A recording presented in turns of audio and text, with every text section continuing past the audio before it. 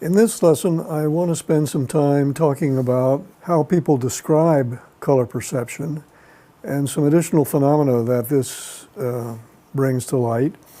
And there are really three descriptive terms that we use to describe color. The first is hue, the second is saturation, and the third is lightness, brightness. So let me go through these. Hue is just the way we describe the color that we actually see: red, green, blue, yellow, and all the mixtures of those four primaries that we'll get to in a minute in between. Saturation is the degree to which the color that you are looking at and want to describe varies from a neutral gray. So take red, for example. You can have a fire engine red, or you can have any shade of pink going down to a pink that's barely different from a neutral gray. So that degree of variation between complete saturation and complete desaturation is referred to in this way. Now, the lightness and brightness that we talked about before doesn't go away with color. Of course, colors give you a sense of whether they're lighter or darker. You can have a light red, a dark red, and so on. So this is based on the same kind of intensity concerns that we talked about before. So those are the descriptors for how we discuss color. And it's easiest, I think, to think of those descriptors in a diagram like this, which is a way of representing a perceptual color space, the color space that we actually are aware of seeing. And people have done this for centuries. I mean, you can find there's a detailed book that I have on my shelf that goes back literally millennia to ways that people have used to describe color. This is one example of many ways of doing it. I think it's a simple one that you will understand. But the three characteristics of color, hue, saturation, and lightness or brightness that we're talking about, you can see how they're being represented in this space. So first of all, let's take lightness and brightness, which is the central axis here. So any color can be described as light or dark along this central axis. The description of hue, whether we're seeing red, green, blue, or yellow, or some intermediate, is described by the periphery of these circular discs. As you go around the periphery of this disc, you go from yellow to red to blue to green, and all the intermediates, of course. Saturation is represented, again, going to the central axis. So if you have an intense saturated color, you're out here on the periphery, but as you get closer and closer to this central neutral gray axis, the color becomes less and less saturated. So that's the general way. As I say, there are a variety of diagrams like this that people have made over the centuries, but this is the general way in which it's useful to lay out these three qualities of color. Now let's take one of these discs out of the diagram here and look at it face on as if we're looking down on it. And let's take this middle disc here. And now we're looking down, so here is the central axis of neutral gray. Here is the periphery of completely saturated hues. Lightness and brightness, of course, is just at one level for this slice of the disk that we have taken out. But there's another thing I want you to notice here that I think is very important and an enormous challenge to people who want to explain color vision. And that is that we basically see four hue categories. We see a category that we call green, we see a category that we call yellow, we see a category that we call red, and another category that we see or call blue. Now, why do I say these are categories? It's because if you take subjects, and again, many people have done this over the last 100 years or more, if you take a bunch of tiles that you can lay out on a table that differ just a little bit in their color quality. So imagine a bunch of tiles that take in the whole array of colors that you see represented here. If you lay that out on a table and ask people to arrange them according to the minimum difference that they see between one tile and another, first of all, they lay them out in a circle like this, which validates the general idea that we see color in a circular fashion.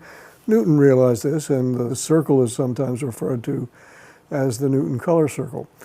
But what's especially interesting and important in this is that there'll be one tile, and usually in the set of so-called Munsell tiles, there are hundreds of tiles that are used. There'll be one tile that's seen as uniquely blue, one tile that's seen as uniquely green, one tile that's seen as uniquely yellow, and one tile that's seen as uniquely red. What do I mean by unique? When people, you or anybody else, any of us, look at these tiles or some other mode of assessing how we see color, you'll find that there is one tile for each of these four color categories that has no apparent admixture of any of the other categories. There's one tile that looks blue, and you say, does it have any mixture of red or green? Does it go in either of these other directions? And the answer is no. No, it seems to be a pure blue, unadulterated by any admixture of the other categories. And so it is for all of the four categories. There's a red that's unique, there's a yellow that's unique, there's a green that's unique. And incidentally, you shouldn't take the positions of these dots here too literally. This varies a little bit from person to person. And of course, this is just a conceptual representation, not real data-derived representation. But the point is that everybody sees a unique value for these four color categories. Red, green, blue, and yellow are the categories, and each one has a unique tile or a unique percept that doesn't have any admixture of the other. So this is the basis for calling these color categories categories. So if you take, for example, an orange or a purple or an aquamarine or a greenish yellow, there are, of course, dozens of tiles, dozens of percepts that represent these intermediate categories. But in each one of those tiles, in each one of the color percepts that derive from these intermediate values, you see it as a mixture of, let's take purple. You see a purple as a mixture of, oh, it's got some blue in it, it's got some red in it. You see an orange, you say, oh yeah, it's got some yellow in it, it's got some red in it. And in each of these intermediate cases, it's obvious that there is no unique hue there. It's an admixture of two of the four categories. So that's really a challenge. Why do we have four color categories? And why is there a unique hue for each of these categories? And this is a question that no one has really successfully answered, that stands out there as yet another challenge in color vision. But let's talk about a suggested answer that is interesting to think about and may give some clue as to why it is that we, in fact, see four different unique hues representing and defining these four different color categories. Why do we have four primary color percepts?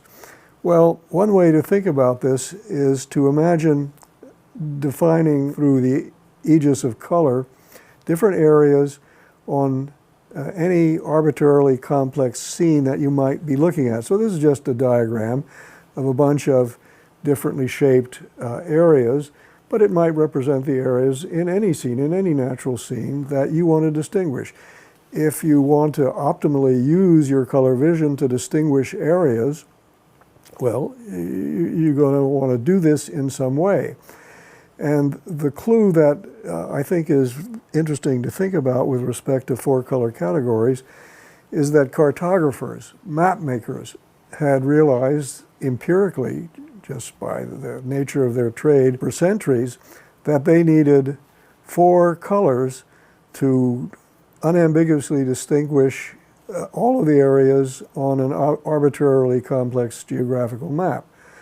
And of course, they could use as many colors as they want, but if they didn't use four, if they tried to use only three, they would conflate some areas, and you can see this. So here we're using only 3 of the 4 color categories, red, green, blue, and yellow. And you see if you have only 3 of those categories, green, blue, and yellow, it's impossible to distinguish all of these areas. Of course, you can distinguish some of them, but you get conflation if you only have 3 colors. So if you have 4 colors, you can distinguish all these areas. This is called the 4-color map problem, and it's a very interesting problem in logic, quite apart from color vision. This was brought to attention in the 19th century by a student who took this problem to his mathematics professor and asked him, why, professor, do we need, or do map makers need a minimum of 4 colors to distinguish all the possible areas on any arbitrarily complex map of which this might be an example? And the math professor was a very bright guy, and he took this to the Royal Society and presented it as a problem that he threw out there to other mathematicians and logicians. And surprisingly, it took more than a century for that problem to be solved. And it's a solution that was done computationally that, you know, if you want to read 200 pages of computer code, which is what the solution entailed, well, okay, fine, but it's not really, there's no simple answer to this question. But with respect to vision, you can see how this relates, how this 4-color map problem relates to color vision. You want to distinguish all of the areas in a scene by the ability you have to see color. You're going to need at least 4 color categories to do this, just as the map maker needs 4 color categories. So that's an interesting way of thinking about why perhaps we have 4 color categories. Why, of course, they're perceived by us as blue, green, and yellow. Well, that's kind of a philosophical problem that opens a whole nother can of worms. But these are interesting things to think about, and certainly a question that remains unanswered.